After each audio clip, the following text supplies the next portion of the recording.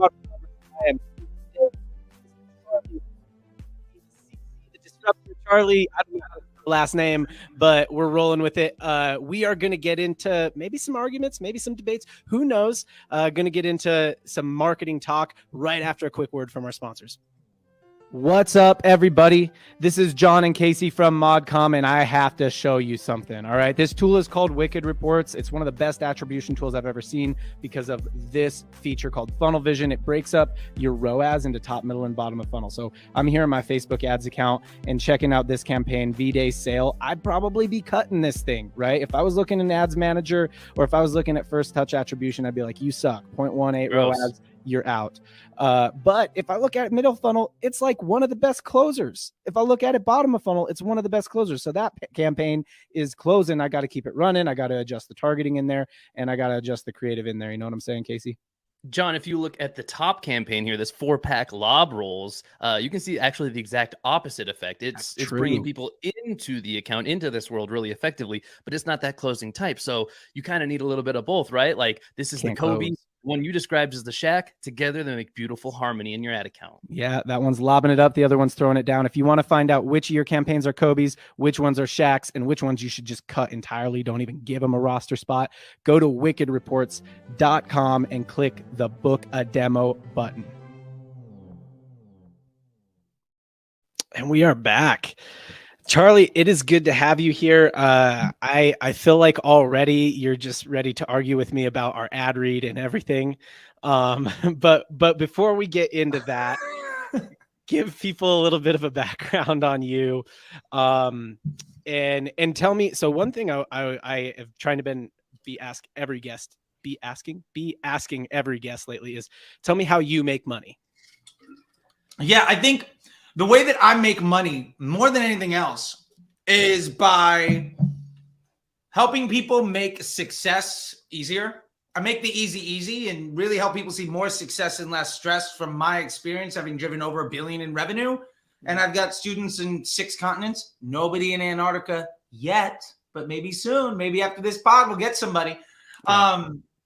And that's really the bulk of what I do is I basically help other people create opportunities and find the success that they deserve.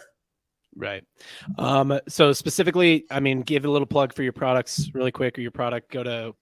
Yeah. I mean, my number one thing is I run a business called Disruptor School, where you can learn from me and a lot of other experts in the space on learning business development, Facebook ads, digital marketing, all the things that you need to gain the independence to really kind of chase what you're trying to do. And so there's a lot of deep dives in there, a lot of fun things. I won't get too deep into it, but yeah, if everything else isn't working out for you and you want to take control of yourself so you never have to pay anybody else ever again, there's a solution for that. And that's what I'm here for. Oh, what an interesting segue because of what we're talking about today with agency. But before we get into that, again, my kind of whole shtick on this show is like, you know, the unpopular truths, which we'll get into your unpopular truth in a minute. I know that's like all you have. I don't think you have any popular opinions. Somebody called me like, if I wanted to be the villain, I could. Somebody told me that yesterday in a text message. I'm like, am I really the villain? I feel way more like Katniss. I think wow. That's what you feel. I think you're definitely... you're like a Gale, you know what I mean? Like controversial, like you're like, I'm not afraid to do what needs to be done, you know? Sure. I'll speak truth to power all day. Yeah. So I would say, so before we get into that though, tell me like the biggest misuse of your products or services, or just somebody who like isn't really a good fit. Yeah. I think the biggest misuses is when people come to learn from me, and ultimately they expect for that to be a way to validate their line of thinking that got them there. I think the biggest opportunity we have is to change the way that people think so that they can change the way that they work and ultimately get their time back and work on the business instead of in the business. And changing that list of priorities in people's heads is often the most difficult spot. And the people that come in to basically have me say that they were right all along, well, it's like going to a couples counselor so that they can yell at your spouse. Like, that's just not productive. Right. Yeah, makes sense.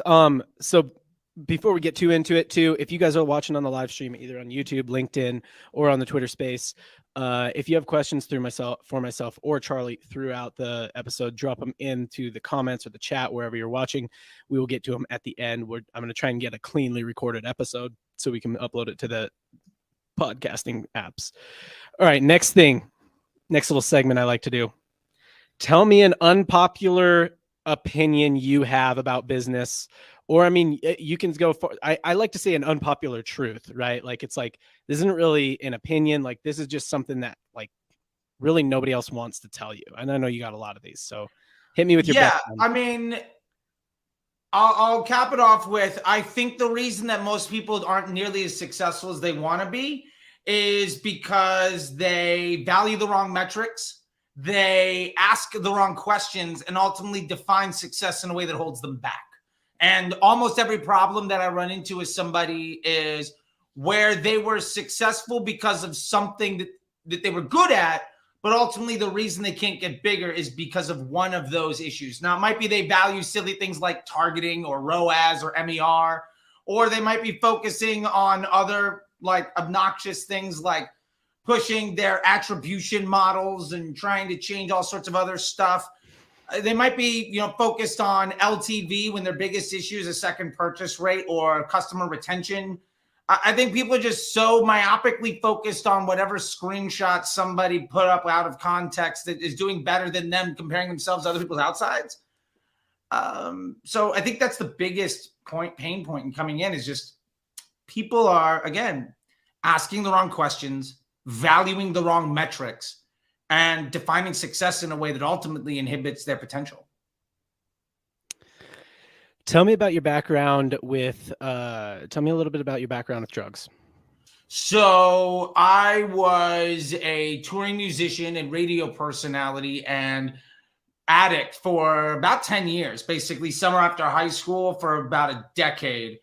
And it got as bad as regular everyday intravenous heroin user. I smoked a lot of meth, did a lot of things there. It's easy for me to list off the things that I didn't do than it is for me to list off the things that I did do. And I think I got a lot of skills and life lessons from all of that. And I've tried to turn those into positives. And I mean, hey, look, we're in digital marketing. Yeah. Convincing absolute strangers to give you their money is at the core of what we do. And if there's one thing that a good self-respecting junkie can handle, it's that. So I got a lot of life experience. And, but yeah, so I now have 11 years clean and sober from that stuff. Don't drink, don't smoke, eat way too much sugar. But, if that's the biggest vice, then I think that. Yeah, that's pretty much my vices these days. Food, because I can eat. How did you get into it? Acceptance from others. Mm-hmm. I wasn't cool. The cool people did things.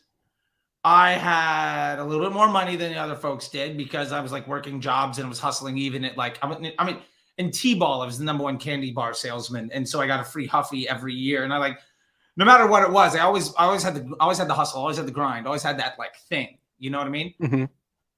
So summer after high school, I was hanging out with friends and, I could be the guy that would get the 12-pack, get the bottle, get the bag, whatever. And as that grew, I knew that, hey, if I showed up with something to give everybody, people would like me at a very surface level, but I was a really insecure person nobody liked anyway. So that grew into physical dependency and identity issues. And I basically just covered all the things that were wrong with me by trying to fix it and all the other parts of other people. And, that leaves you extraordinarily empty. And, but for what it's worth, was effective for me to kind of figure out a pathway. Now, not a good one, but I definitely developed an identity where I hadn't had one before. What so tell me about the identity that you developed. You got into this whole thing really because you had a hard time like with acceptance with people, didn't have friends, and that's important at that age. And I think that, as adults, sometimes we age into it being a little less important to us. Like we kind of care less what other people think as we get a little older, or we get a tight circle of people who like, I only care what you think. Like, I don't care what everyone else thinks type of thing. But like, that seems like the self-work that you would have to do to get past that. So, I mean, tell me about that. Like, did you just have to get to a point where you're just like, I don't need to be accepted if it means being No, I mean, I gave up because my girlfriend that I was living with went to rehab and basically abandoned me. Mm-hmm. And then my dealer wouldn't let me do drugs at his house anymore because apparently I was buying too much. Mm-hmm. And I was shaking so bad from like DTs that I couldn't shoot myself up anymore. And my options are basically jails, institutions, or death. And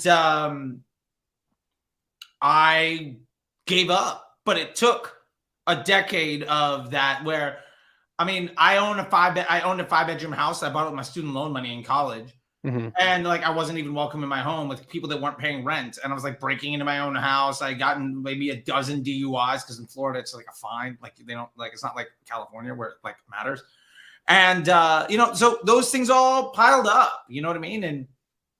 But that's kind of at some point what gets you to where you are. Right. And some people decide to go other routes, but so I'm like a fucking cockroach, man. I mean, yeah. So what happened? So tell me a little bit about because you just did a video about this on YouTube. So I'm kind of plugging that. So if you check out Charlie's YouTube, which is at CT Disruptor, right? Yeah.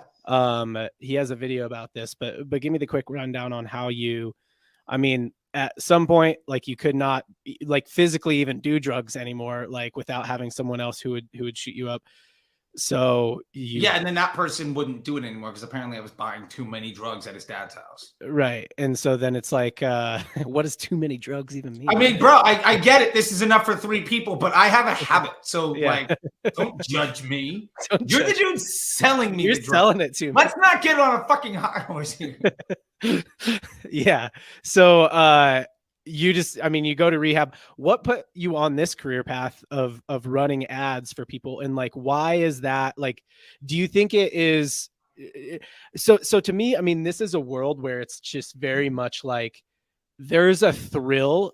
I mean, like I remember the first time I ran a campaign and like I spent some money, you know, I spent $100, $500, something like that. And then like something happened because of it. Like, we made $1,500 or $2,000 or something like that. Or we got like all of these. For me, it was like I was running a local retail store and we spent a few $100 and we got like so many people to this live event at our store. And we did like 10 or 15 grand in sales that day. So the ROI on it was insane, but it's a little bit different when you're doing like get them to an event and you can bake them a little bit better with a retail store.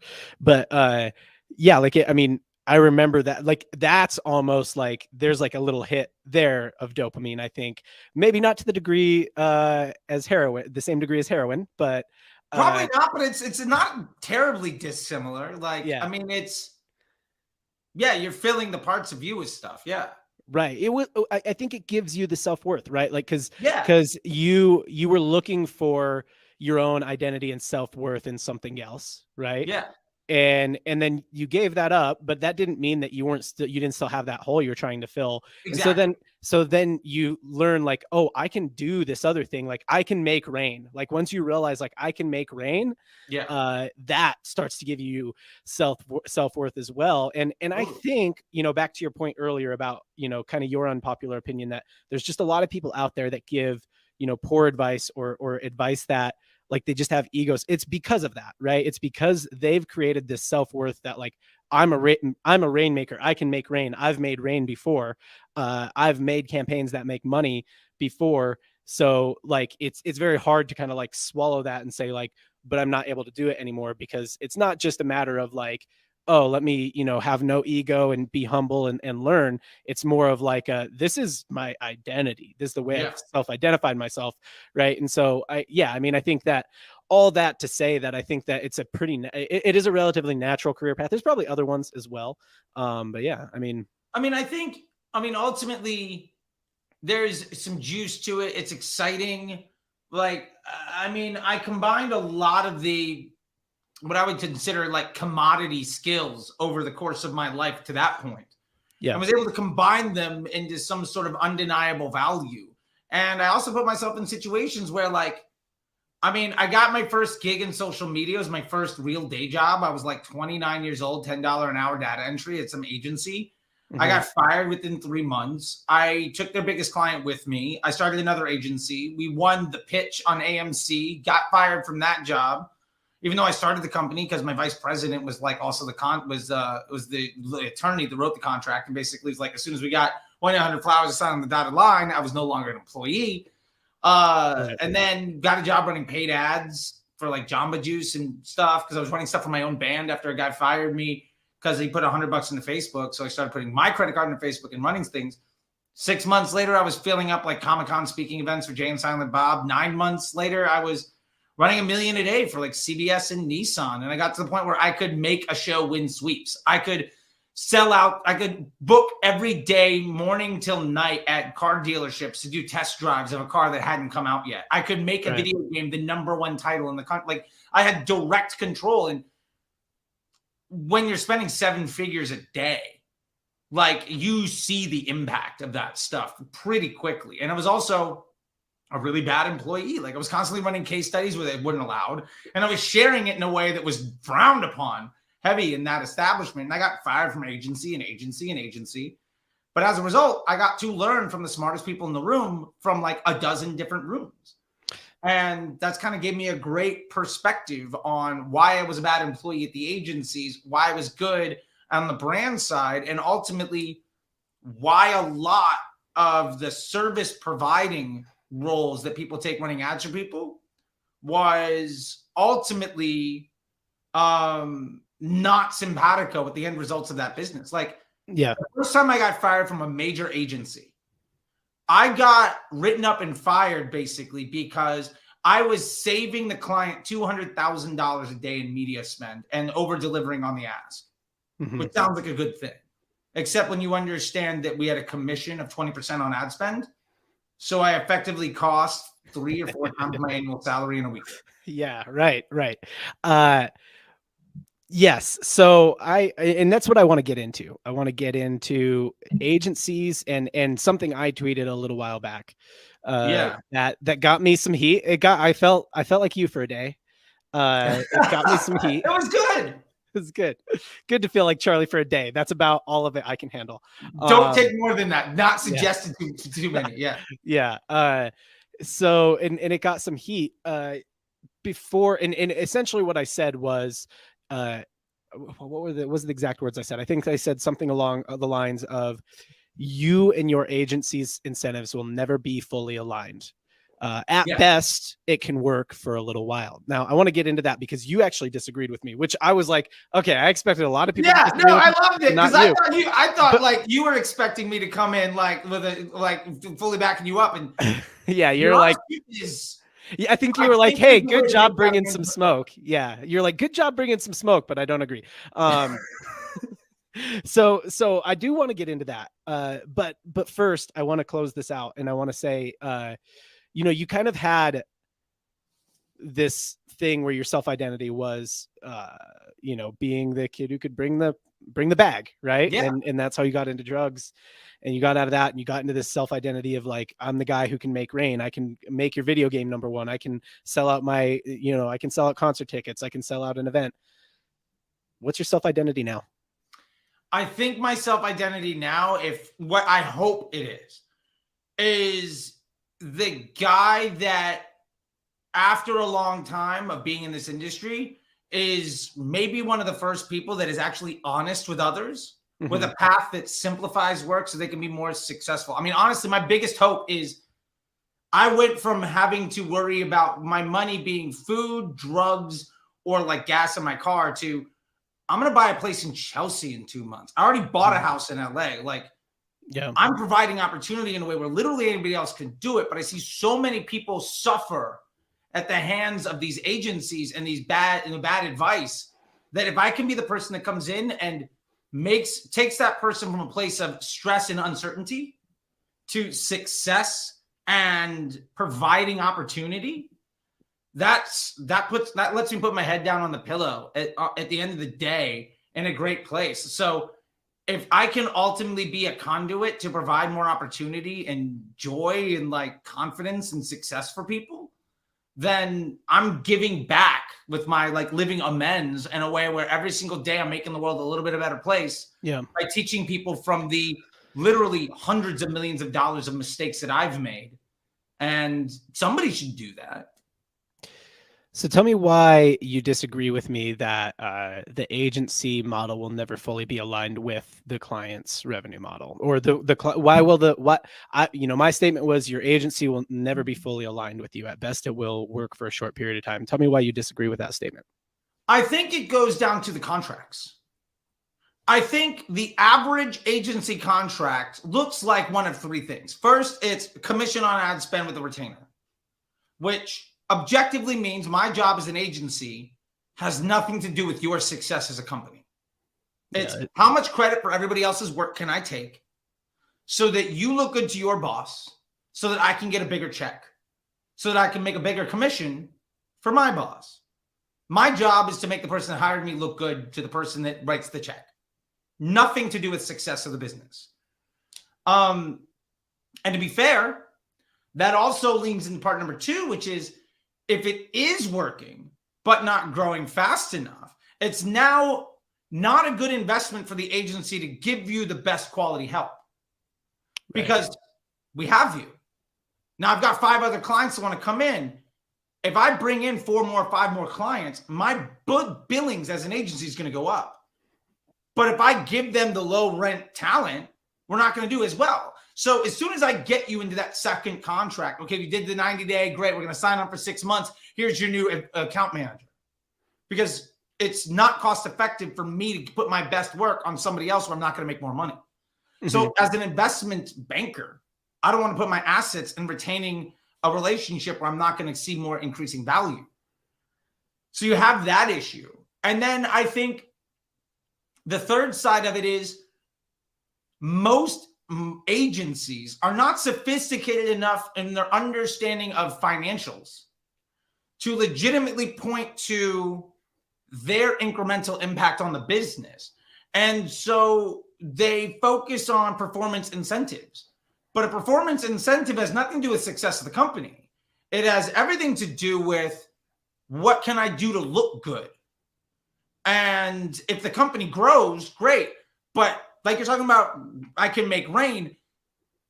I would say, I know, I'll try to be nicer because Nick was texting me. He's like, bro, you can't talk like this and then get on, like, do things. So like the Anil Shackelford inside my head, just trying to be a little bit, oh, look at who just popped in. Nick, as I said, Shackelford, we were just talking about him. Quite literally, it was just like, Nick, you can't be talking like this. So let me try to phrase it another way. Nick, it's funny. I literally just edited myself based on our messages. And then you pop in like, man, ears are burning. I love it. I will say this. I think there are a lot of people, to use the analogy you used earlier, John, about people that can make it rain. I think there's a lot of folks that were dancing so long that ultimately what they did well was be around when it rained. And there's a lot of folks that ultimately their claim to fame as a quote unquote rainmaker is their ability to sign the client that is successful. Their ability to see that there's a rainstorm coming anyway. Sure. And get in with that client, you know, that it's like, hey, it's going to rain for them anyway. If I get in right here, it's going to seem like I made it rain. Yeah. You know, and to that point, I guess it was muted on this thing. No, we're on. Okay, here we go. You've been muted. Oh, you've been muted this whole time. Yeah. Oh, my bad. Oh well. Anyway, I just realized actually, but you're good. Okay. Well, there we go. My bad. I don't know what's going on with that. Anyway, point being, interesting. So what was Nick listening to the last 5 minutes? Who knows? Yeah. Sure. Love you, Nick. My point here is that I think I've been in a situation where I've been attached to brands that were successful, whether or not I was there. And I think there are a lot of brands that don't need paid social to be successful, but they need somebody to handle the paid social. To be fair, as a paid social guy, I've hired email marketers. Like one of our friends is one of the people that I've hired for Under Outfit. Yeah. And do I know if that person is the best in the world? No. Do I have confidence they're going to do the job as they describe? Yeah. And I just need an executor. And sometimes that's okay. Right. So that's essentially where you disagree with my statement that your client incentives and agency incentives will never be fully aligned. That's why you disagree, because in some cases, the agency literally is just there to be an executor, and it's like, we're paying you X for Y deliverable or service, and and so like it's a good relationship. And my point is, yeah, that's a good relationship. That works for a time. That's exactly what I meant. Don't hear what I'm not saying. I'm not saying don't use agencies. I'm not saying agencies can't be helpful or useful, or in some cases, in many cases, a better option than trying to do something yourself that you don't know how to do. What I'm saying is that the agency incentivization model is not aligned with the client incentivization model. So even if you're hiring an email agency, they're not incentivized, if you own the brand, the same way you are. They're not incentivized to grow the brand or to grow the contribution margin or to grow. They're incentivized to execute what you've paid them to execute as efficiently as possible. By as efficiently as possible, I mean with as little human resource dedicated as possible to give you to do the job that the way that they've said that they're going to do it. So that's my point. Is that I mean, I agree with that, but I also think there's another way of running your contracts, and ways that I've done it when I was building agencies. Like I built several 7-figure agencies over the years. Yeah, specifically as a paid media agency. Specifically as a paid media agency, what I did was I constructed my contracts differently. Okay. And I did a great interview with this woman, Cynthia Sandoval, at the Whaleys. And here's the contract construction: is I'm taking a flat fee. Mm-hmm. I'm not taking a commission on ad spend. I have no performance incentive, but my flat fee is going up on a consistent cadence. Let's say, for instance, I'm charging you, for the purpose of this conversation, $2,000. And every 3 months, I'm going to raise that rate by $500. Mm-hmm. My job in that scenario is to have you be like, oh, it's only $500. That's great.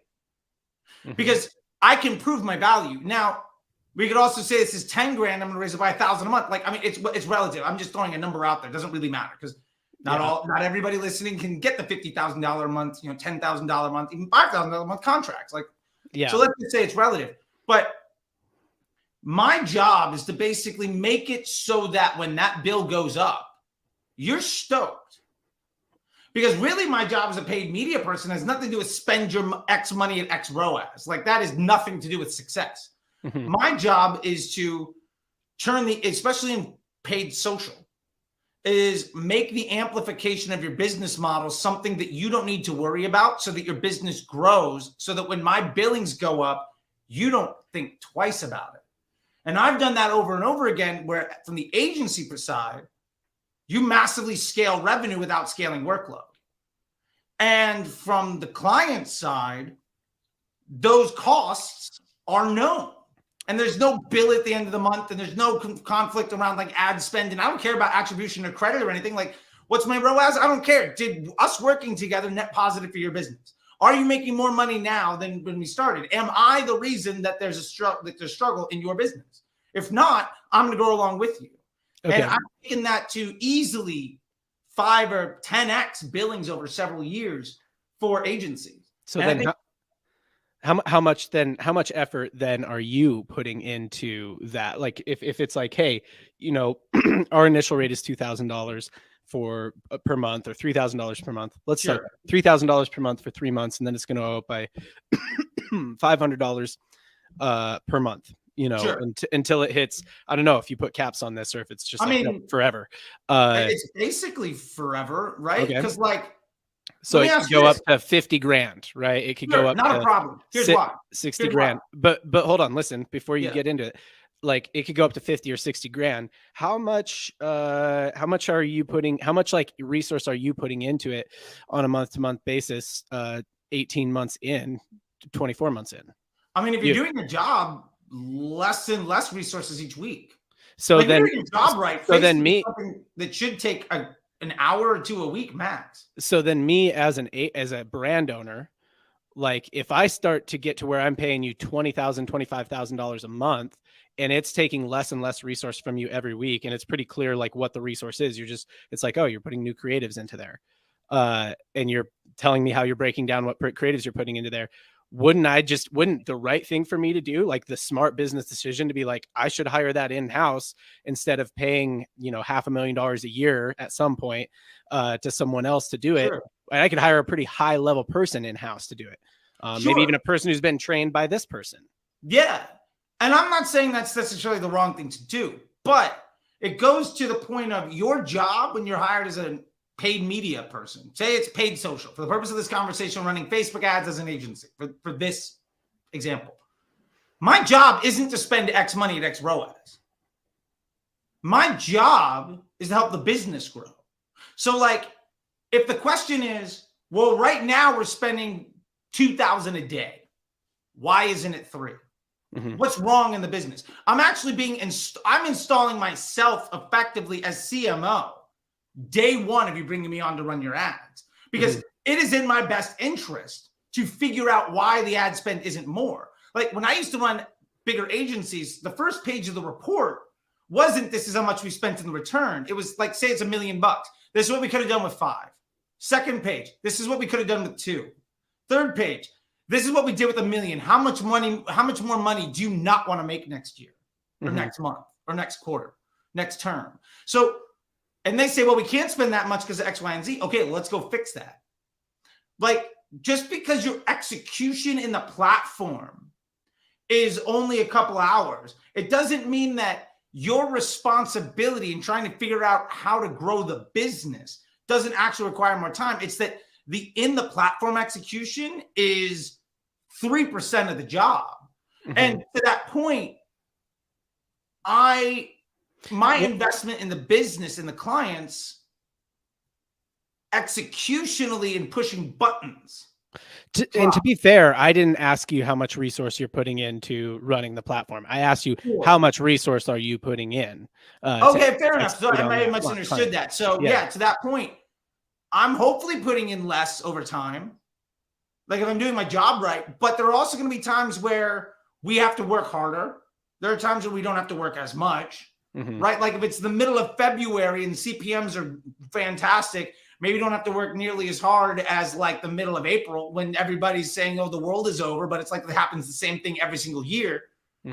Like there are things to this. And to be fair, if you're good at your job as a manager, your employees and the systems you build should operate better and better, even without you. And to be fair, if it graduates to where you don't need me, that's great. That's success. And if I end up losing a client because ultimately they don't need me after we've gone from 10,000 to 50, the work that I've done there has easily brought me in other opportunities. And so Shaq's on the Twitter space right now. We've talked about this before where we have had clients for multiple years, and it was like, and we can in a very real way, not say like, oh, we weren't just there when it rained. Like it rained because of us, right? Like this business had these pivotal moments because of like, whether it was in ad account or whether it was just our input or whether it was like, we should rework our offer, we should rework our product mix, whatever. Right. Yeah. Our input led to some step growth in the business. This has happened. And then sometimes the client gets to a point where they move on. Like it honestly, because of how much they're paying us now, it makes sense for them to hire that in-house. It's like, if I'm going to pay, you, Charlie, whoever, my agency, $500,000 a year. And what they're doing is they're essentially acting as my, like, my outsourced CMO. It's like, well, okay, but now you're paying them $500,000 a year. And you know what you can actually afford is a real CMO, a real in-house CMO. And that is all I'm saying. Okay. So again, I'm not saying don't use agencies. I'm not saying the relationship can't work for a time. It totally can. And like I grew an agency, I built an agency, I sold it. And then I ran Performance Restructured. And like, I love the agency world. All I'm saying is that by definition makes it so that the agency is not aligned from an incentive standpoint, because as people, when that would happen, we would feel like, hey, you know, like it's a little bittersweet, right? Because it's like, okay, well, they're not going to be with us anymore, but like I almost feel like they graduated, right? So like there's that sweet side to it too. But like I mean, if you're just looking at your agency business on a spreadsheet, it's all better. It's not like you know, you lost a whole lot off of your top line, you know, and probably some off of your bottom line as well. So I'm not saying that that's a bad thing. I'm totally saying like the best agencies, the most moral agencies do it like that, right? Sure. And they acknowledge that at some point you're going to move on, right? Yeah. But again, it's just, you know, not an aligned incentive model. Now, you know, if you get to a point, some agencies try and do this thing where it's like they're going to take an equity piece of the business. And I've even heard you say that before, like, you know, I'll run your marketing department for an equity piece of the business. I think the reason that you're doing that is because ultimately, you know, it's more aligned. You know, it's a more aligned model. Sure. So, I mean, that's it. That's all I'm saying. I'm not saying that agencies are bad. Yeah. And I'm not saying agencies are bad either. And I feel like I do come off aggressively with be fair, those are the words that I'm using and the people that are seeing it, so I get it. Yeah. And I'm trying to get better at that as a person. I get it. Yeah. So I agree with you that I think ultimately there is a potential to outgrow that relationship, because an ad agency is a service business. Yeah. But some service businesses, like, the relationship can change, but I would push back and say, like, if your job, if you look at it as, you said, oh, I'm losing top line. And in that scenario, you're 100% right. But if we have 5 clients for $2,000 a piece, when we're starting off, right, and we're making $10K a month, first off, mazel tov to you if you're doing $10K a month. That's fantastic. You convinced 5 people to put the future of their dreams in your hands, and that's amazing. If you grow a couple of those to 5, 6, or 10,000, etc., and you lose one,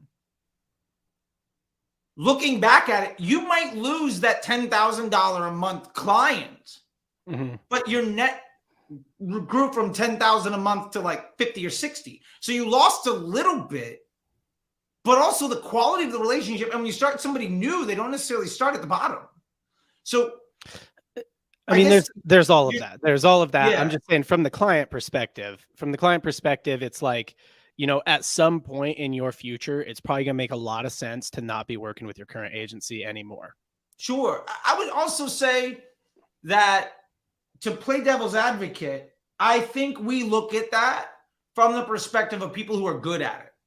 And that's a great point, because you could hire a CMO, you know, for less than $500,000 a year, maybe, and they might not actually be good at it. Like I have this assumption that people know what they're doing all the time. You tweet a lot of things and that are like controversial, and I'll be like, hold on. And I'll like give you a scenario, and you'll be like, yeah, okay, fine. In that scenario, like, but that person has to understand like how to fit attribution into their brain. Right. And I'm like, oh, I just work from the standpoint of like all the high level people I know do understand that. You know what I mean? So that's a great point. I do have a tendency to assume that people like know what I know. Right. Yeah. And it's not true. Yes. Yeah. And to be fair, I'm going to give you a quote here. One of my favorite quotes that changed the way I think about the world. It was Hank Azaria on the Mark Maron WTF podcast. And he said, you know, I'm at the same time wildly overpaid and also criminally underpaid for my job. Yeah. And his point was, so Hank Azaria is one of the voices of The Simpsons. He's basically 1 out of 4 characters in the history of The Simpsons. Yeah. Now, let's say for the purpose of this conversation, he's making $5 million a year, which is fantastic considering he spends about 2 weeks a year in a vocal booth, and he makes $5 million for 2 weeks. That is incredible. Yeah. It's a good rate, good hourly rate. Good rate. Yes. Solid. But he's 1/4 of the cast of $1 billion company. Yeah. And what's the difference between $5 million and $1 billion? It's a lot. about $1 billion. My point is nearly $1 billion. Yes. Yeah, very close. My point to that is, you said, "Oh, if I'm paying the CMO like 500 grand, I could hire somebody." Mm-hmm. But if we extrapolate that out, where let's say you brought in an agency in at $10,000 a month, and they increase their billings $2,000 a month, like 2,000 a quarter, whatever it happens to be. The amount of cycles and your growth that would take to get to that like $500,000 a year means that you as a business, and I've seen this happen. I've been a part of this so many times where I came into 310 Nutrition. They were doing like 18 million. Mm-hmm. 20 months later, we were doing 98. Yeah. Right? Like Under Outfit, right? It was $50K a month. Then it was $250 a month. Now it's $1 million a week. The point is, is that really, I guess it makes sense. Go ahead. It's just, is that really the problem you need to solve? Like, is bringing on an inside CMO to save money a good idea if that's not the problem you have? So I would say, yeah. And so I really quick, I want to acknowledge the Twitter space. I saw that we have someone requested to speak. So we're doing a live recording of the of my podcast right now. So I'm going to try and get a clean recording, and then we'll maybe just do a couple minutes in the Twitter space. Bring them in. Let's have some fun when we're done with this. Yeah. So trying to get a clean recording. So sit tight for 1 second. If you're requesting to speak, we will bring you on after we're out on the pod. So yeah, but to your point, I think it's a good point, because essentially what you're saying is like, okay, I get that you're paying me $500,000-$600,000 a year now, but like your business does 50 million or 100 million a year. Like you really care, care that much about bringing me from 500,000 or 600,000 and saving, a couple 100,000 and doing 300,000. Like when we're the ones who've gotten you, like what if that's a detriment? What if that slows your growth curve, or what if that person, isn't aligned, whatever. Yeah. The opportunity cost of saving 200 grand on a 9-figure business is absolutely a bad investment. You're not wrong. You're not wrong. But I think that there's another side of it too, that when a company grows to 100 million, an outsourced CMO, like they do get to a point where an outsourced CMO just doesn't really cut it anymore. Like somebody's got to be there. Somebody's got to breathe the business a little bit more. So again, I'm working from a space of like, assume it's one of your students. You know what I mean? Assume it's someone who's like, they're going to come in, they're going to know what they're doing. So assuming they can get that person who knows what they're doing, I think at a certain point, it's like, yeah, you need someone. It's not fully a money saving thing. It's like aligning somebody wholly to your incentives as a company and making that their main thing. I think in an ideal something that you said earlier, that's probably where the equity deal comes into play, because now you're hiring a partner. Yeah. I mean, if the exit on that relationship when they graduate is now you have an equity piece in that business, and you as the agency owner are moving more into being an equity partner. Yeah. So we've tried that. So that's because we thought that same thing. It's structured for a while where it's like, okay, once they get to a certain point and they're ready to go, like, why don't we just start to take equity pieces and stuff like that, and then like maybe work with them a little more closely. The problem is once they get to 50 or 100 million, they don't want to give up equity so easily anymore. Like they would have given you some equity when it was like $1 million, but it gets a little bit harder to get them to give up any equity piece at that point. So, and then even then you could try and buy in, but it's like that's a much bigger. Like you're talking about a whole different business model of like venture capital trying to buy $100 million businesses. So, and to be fair, if you've raised somebody from 3 million to 50 million, like if you waited that long to buy into the equity, it's way more cost effective for them to never give you any. Right. Yes. Like you could have bet on yourself a little bit earlier, but that's always hindsight. Like there's no way to know that. Like I've been lucky in the equity deals where basically like that was on the table because of the relationship.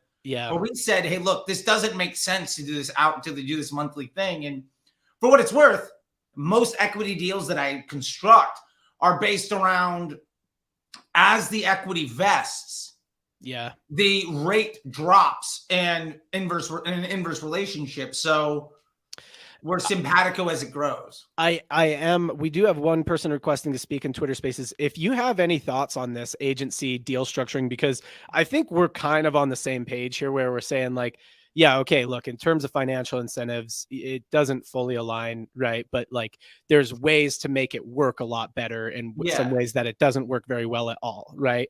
So if anybody if anyone else has cracked this, I'd be very interested. And this is something that I've had endless conversations with Mr. Shackelford about, like how do we actually align, because it's like we want to do great work for our clients, of course, but the best way to grow our business is actually to do much more processized work for our clients that's going to give them, it's just not specific to them every time, right? So or to focus in on one thing, like, hey, let's get really efficient at running ad accounts but not really dig into their business, because it takes somebody with a brain to be able to dig into different businesses and understand like what's going to be the big growth levers here. So and that's ultimately your business model, right? Like if you make the choice that we're going to handle accounts at scale, that could be one model. Your model might also be we're going to stay small and just buy into equity, where you're effectively a media buyer, rent to buy to VCs type of relationship. Like, right? I've seen those things work tremendously well. I think there's, and to be fair, what we're talking about is different ways to be successful and happy. And some of those bake in depreciation. Some of them bank on your hit rate's going to be low. But I think it's about risk diversification. I think it clarified for me more when I stepped away from agency, or when, since I've parted ways with Structured, and it's like I'm doing more now of like, I'm only working with a couple brands as sort of like this fractional CMO. And for most of them, some form of equity is on the table, or some form of partnership with my own company that will mutually grow. Right. It's like, they're going to come on as, we're going to collab with them with one of our podcasts or something like that, and so there's going to be some kind of mutual growth there. And I think that's where it really like, okay, but the way that it's like very tight, and it's like the best way I've seen to grow an agency, if you want to grow an agency, is to go get more clients. And if you're not doing that, you are to some degree sacrificing your own business and your own like kind of growth and for something else. Whether that's your perceived like the quality of service you provide, which it's a noble thing, and it might make you happier to do better work for fewer clients. But like to some degree, you're like actually kind of acting in a way that's like counter to your financial incentives as a company. Sure, but I would push back on that just 1 second, and I know we have people here, so we can go to them whenever you're ready. I have a couple more things I want to hit on. Okay, cool. Go ahead. I didn't want to like step on your toes and just keep people waiting, because I didn't want to be that guy. So about what you were saying, I don't disagree. I would say though that I know plenty of people that run businesses that have a lot of revenue that don't make much more money than when they were working a lot less. And the revenue of the business has nothing to do with the take home of the people that run the business. Like, I remember working at a company that I took to an 8-figure business, like 50 million plus, where my day job plus the little agency I started on the side at my desk, I took home more from the agency with 3 clients. Yep. No, Shaq and I talked about this the last time he was on the podcast. There's a point with especially media buying agencies, and a lot of times they'll book time with me on Mentor Pass, and it's purely because I was at Structured, right? And they'll be like, "How did you do it? How did you grow Structured like this?" And I'll be like, I'll ask them a couple questions, and pretty quickly I'll be like, "Oh, okay. So you've got right now." They won't have told me any of this information. I'll be like, "Right now you have about 3 team members, right? And you got somewhere between 7 and 12 clients, between 3 team members." And they're like, yeah. How do I scale it? And I'm like, you're making more personal income now than you will like 4 or 5 times this size. And you're having more fun and you're doing better work. So step number 1, ask yourself if you want to scale it. And I think somebody in the chat just said, is moving up market not possible? I think it's a whole other well, right? Like it's based on an unproven premise that we can go get a completely different kind of client than we haven't gotten in the past. We don't even know where they hang out or how to talk to them yet if this is the kind of client that we've gotten, right? Especially if you already have 50, 60 mouths to feed in your agency. I do want to move on from this because I want to call out a couple tweets. Let's do it. That we're gonna maybe argue about or maybe not. Oh, I love it. I feel like spicy meatballs are coming and I've got no pasta. Yes, no pasta. Okay. Tweet number 1. Seeing a lot of really nice guys, quote unquote, running companies that an F ton. Sorry, I try not to swear, but you can swear. I it's let okay. it slip once. I apologize. It's okay if you swear. I just try not to. That a ton of harm, that do a ton of harm to brands and the careers of marketers. They run agencies, have masterminds, etc. So curious, would you rather spend your time engaging with a nice guy with bad advice, an honest guy with great advice, an alpha male with bad advice, or dog shit advice? You know what I mean? So my first question is, there's a lot of smoke to some unnamed people there. Are you willing to call anybody out? It's okay. It's okay because at this point they've probably blocked you on Twitter anyway. I mean, so maybe. Apparently, I've got that thing was going around about how many people have blocked you, and apparently I haven't seen a screenshot with more than me, so I guess I win. I don't know. No, I think, I'll be honest, I feel like Twitter is its own universe, and there's the YouTube and TikTok and Instagram, but I think in person, these types of folks are, the people in the business know who they are, and I don't feel like I don't want to go out there and hurt somebody in that way. I think if you had asked me a year ago, I would have just rambled off a list given the smoke and thrown savage fire, but like, I'm trying to be a better person. Because ultimately I've also realized that like the more polarizing I can, there's a path of growth of polarization.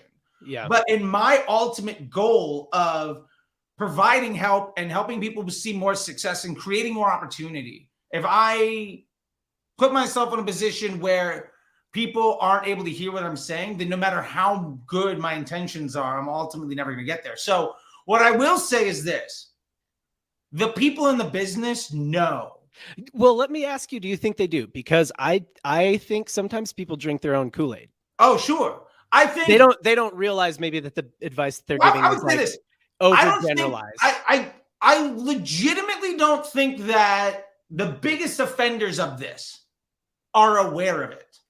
I know. I think they just think that that's how it's done. And they might think that's how it's done. They might think that what they're doing is good. And from their perspective, they're trying to be helpful, and that's great. I appreciate that. And that's why you don't want to give them the smoke. Well, because if somebody was out there being malicious, I think I'd have an opinion. And I think that the malicious folks that I've seen are the ones I don't talk to anymore because they flat out blocked me years ago, to be completely fair. And also, like, I don't think there's very many straight malicious folks in the business that are ultimately successful, because if you're at your core malicious in nature, you're never going to grow nearly the place of at your core being helpful. Whether or not your help is good or bad is a subjective view, but if you're a dick, you're not going to grow nearly as much as if you help people. Interesting take from you. Fair. I promise. Like it says on the thing, I'm a nice guy. It comes across aggressive just because. And I'll be fair. What spawned this like little string of tweets that I did? Yeah, was in about maybe a 10 to 12 day basis. I think I saw 15 new students in Disruptor School, or clients of students in Disruptor School, where the students like booked one-on-one consulting time with me. And, you know, I do that a lot, where we were literally just dissecting the same like 5 agencies.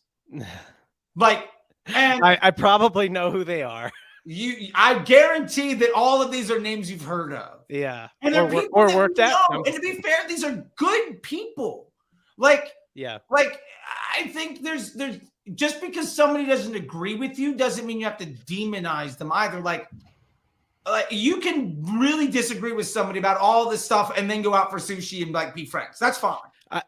Yeah. So I mean, if you're not going to give the smoke, then we can move on. We can move on. Okay. I'll say this. I didn't take the bait. Let's try the next one. Yeah. Maybe you'll get me by the end of this. I'll say this about it. I think that, to me, I don't really follow anyone that I feel that way about. The only person I would follow who I would say like, oh, I take issue with a lot of the things they say on Twitter is you. So fair enough. I'll take it. I'm honored that of all that I hold that singular place, because I think that also means that you have I have a certain little place in your heart. And thank you for that. Yeah, that you have a certain like way to make me just like distract my whole day to think of arguments to what you're saying. I love it. Here's one more tweet I want to hit on from you. Okay. Because here's one. I hard disagree here. And then right after this, we'll get into letting people who have requested to speak on Twitter Spaces speak. So then we can talk about all this stuff, as a group. We'll wrap up the pod and we can talk about all this stuff as a group. Fantastic. Here's the tweet. Let's go. And this is, I think you have a tendency to speak in absolutes when it's not an absolute. So here's the tweet. Okay. 3 numbers that make your business worse. Yeah. When they go up. Yep. ROAS, click-through rate, number of creative tests. Yeah. I've been asked about before I rip it, explain yourself. Yeah, I will stand by that because I can't really think of a situation where those don't hold true. So holy crap. You can't think of a single situation where the ROAS goes up and the business doesn't get worse? Oh, yeah. 100%. Like I've seen that so much. Come on. Okay. All right. I will say this. If you are a business that is not trying to grow, but is only trying to maximize efficiency and you have a singular marketing channel, in that case, which I can think of theoretically, but can't think of a single example of, then yes, that's a good thing. I would even say like the reason your ROAS goes up is really like one of 3 things. Number one, you're taking way less incremental revenue from your paid media. So you basically just have more maybe retargeting ads that are sharing credit for a sale with email campaigns and Google. So your ROAS goes up. You're making so many assumptions about the reasons the ROAS is going. Sure. I mean, I'm just giving one example. Yeah. Okay. Like maybe your ROAS is going up.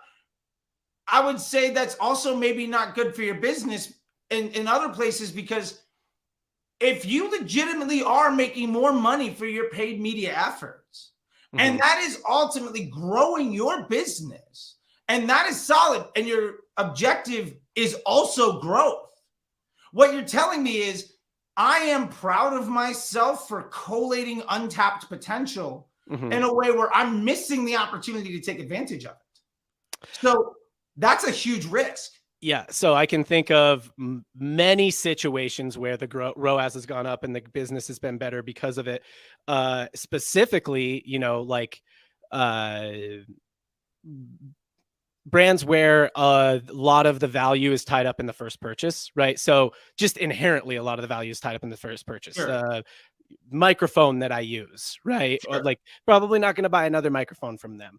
Or basically any kind of backyard game, crossnet, cornhole, those kinds of things. Lots of the value tied up in the first purchase. And typically what happens is the ROAS gets better and it's like, oh, we have more room for scale, and they scale into it, right? The ROAS getting better is just a signal that they have more room for scale, and then they scale into it. So yeah, I mean, I can think of a lot of situations where the ROAS goes up and the business gets better because of it. Furthermore, even if they don't scale into it, I think of a lot of situations where it's like we're literally selling out of all of our inventory all the time, right? Yeah, so that's a huge problem. That's the ROAS going up in that case until we get that problem fixed is making the business better because it's giving us more working capital. Yeah, but in that use case, for instance, that's a ton of use cases. That happens so much with growing business. Sure, yeah, but that tells me you've got a tremendous business problem.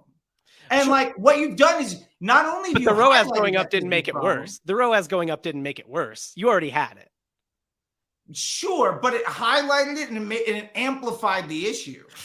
Because now you're running out of inventory faster when so. It's true. You should run worse ads and run out of inventory slower. It's a great point. I'm not saying, well, also, I don't think ROAS has anything to do with the quality of the ads. That's also a complete myth, in my opinion, because let's break this down. What is ROAS? ROAS is AOV, which probably we can't control, divided by the attributed revenue from ad spend, which means ultimately you have to trust attribution and be able to track a customer journey. I can't tell you so there's a number you can't control divided by a number you can't trust gives you really, really bad information to take action on. So if you roll, let me ask you this. So what you're saying is that it's not, so what you're saying is that ROAS isn't as unrelated to business success. Yeah. So then how could ROAS going up make it worse if it's unrelated to business success? Because often when your ROAS goes up, that cues poor decision making. And I can't tell you, like, so many businesses make poor decisions and compound the issues they have because they're looking at out of context metrics and definitions of success to make decisions. Like, if your ROAS is good on an ad, what are you going to do? Spend more money on it? Potentially. Like, that would be I think that a lot of people have the maturity to know what ROAS is at this point, or what CPA, or how much they can trust any given metric in any given platform. Now, I mean, maybe not a few years ago, but now I would think a few years ago had the same lack of validity. Yeah, I don't know that. I bet, but we're not speaking about a few years ago. We're speaking about now. Now, I think a lot of people have enough maturity to know, like, just because any given platform, whether it's your attribution tool or the platform, the Facebook platform or whatever, says something does not mean it's true, right? And so proceed with caution no matter what. So most people are using true internal metrics like contribution margin or whatever, profitable scaling margin or something like that. Sure. So I would say that describes a lot of use cases now. I do want to move off of this topic a little bit. Sure. Okay. But one more thing. I think CTR is unrelated to business success. And so I don't think CTR going up can make your business worse. I would disagree. I think it's just unrelated. I would disagree. And here's why. I was having this conversation with somebody today. Why does your CTR go up? Generally, your CTR goes up. You think it's because the ad's better. Generally, your CTR goes up because the denominator gets smaller. CTR is clicks divided by impressions. If your ad is good, your impression count, the denominator, will grow at a rate linearly faster than the numerator will. So a good ad that's good for your business will inherently have, depending on the business objective of that ad.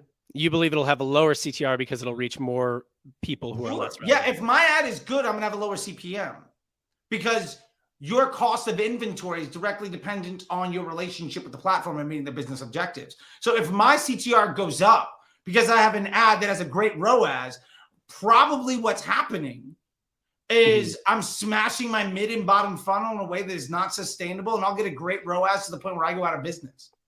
So yes.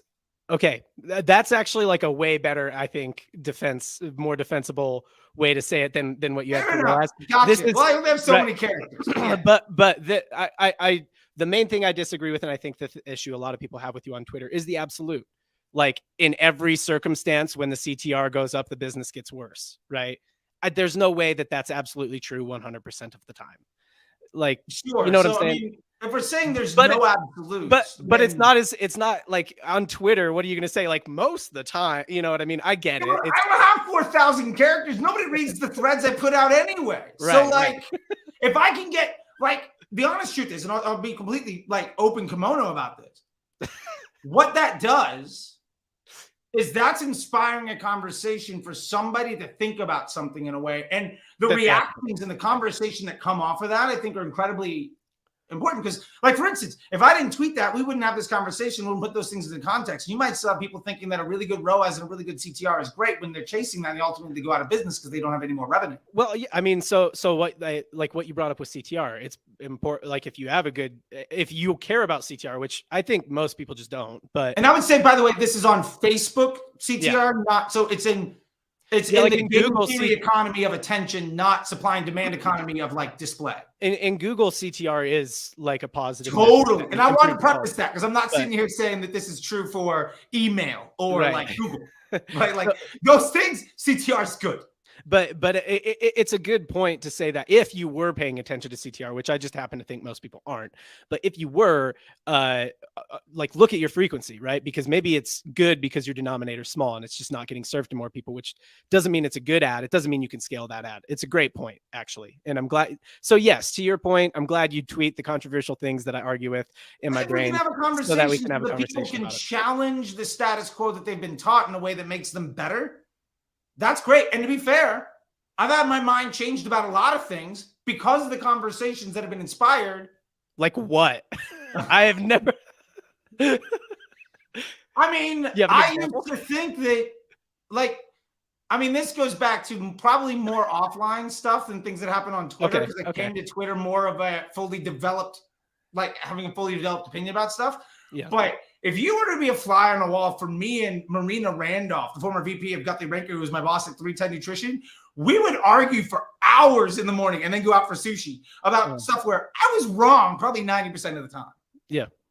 And like one of the biggest things that I did was I'd make like a Facebook report. I'd make a paid media report with all paid channels where I was defining success as ROAS, for instance. And if you really want to get at me about ROAS not being right, well, like Marina has a lot to do with me being a better marketer than that. And for instance, I just posted this picture of me on Snapchat headquarters where like I was dropping 6 figures a month. And I legit got emotional and was written up by Marina on a day that nobody wanted to have a conversation because it was wasting $1 million on Snap ads because of the metrics that people think are important. Right. No, I mean, look, it's so we have a tradition on the Modern Commerce podcast of closing out with what we call a parting shot. Okay. And I've got it today. I'll take it today. Casey, give me in full screen on the on the thing. There we go. All right. So my parting shot today, if you take one thing away from this, the biggest thing I would say that you can take away here is debate and disagreement is healthy, right? So as long as everybody is coming from a place of good intention and everybody is just trying to win and win together. You know, one of my favorite people, the people who listens to this podcast says, you know, there's enough for everybody to eat. And that's just the truth, right? So if you disagree, if you're debating, if you're just, you know, arguing with somebody, as long as you guys are both coming from a place of good intention and trying to, you know, help the industry, trying to help yourselves, trying to learn, I think debate is a healthy thing. Yeah. All right. Yeah. Let's do it. I love it and I'll agree with it. And what I will say is I love that you and I can have these types of conversations. Yeah. There's a lot of other people that I have these conversations with. And I want more of this engagement because the honest truth is neither of us learn anything from being told that we're right. Yeah. Well, Charlie, I appreciate you being on the podcast. Everybody, if you're on YouTube, you can check out. I linked his channel up in the description. It's CT Disruptor on YouTube. He's got a pretty good YouTube channel. It's all right. It's pretty good, I guess. No, man. Hey, look, you know, I'm doing a thing. I was like, yeah, he's doing some stuff over there. Check it out. You know, it's helpful if you want to learn how to do digital marketing. Yeah, it's really good. It's really good. I should pitch it a little bit better. Oh, thanks. You know, it's all credit due to Dara Denny. She gave me her editor, and I exploded afterwards. So I know. I met that dude. He seems pretty legit. Miguel is legit. If you want a video editor, I'll give you his information. Like, I don't make anything off of it, but he's a dude that's doing really good work. Yeah, and he can handle more bandwidth. So I can only shoot so many videos a week. Definitely check out Charlie's YouTube channel. And here's what I'll say about the Disruptor School. I think that what you're trying to do, you're trying to put a good product out into the world. My disclaimer for Disruptor School, before you just go and buy in and become a Disruptor School student, consume Charlie's content somewhere. Totally. Because if you go in not having known and not really knowing what you're stepping into, it's going to feel like a minefield. I will 100% agree with that. And I don't want your money right away. Absorb all the free stuff. Like I would say personally, my goal is to have my free stuff be competitive with what most people are charging for. And when you're ready for more, you can come to me for that. Yeah, absolutely. So everything should be linked up in the description of the podcast app or the Spotify or the whatever you're listening on or watching on. If you are on one of the audio apps, please rate and review. That's very, very helpful for us. If you are on YouTube, please subscribe and hit the bell so you know when we go live and have discussions like this. Charlie, it's been good having you. Really enjoyed it. We'll sign off on the podcast now and we'll head over to the Twitter live.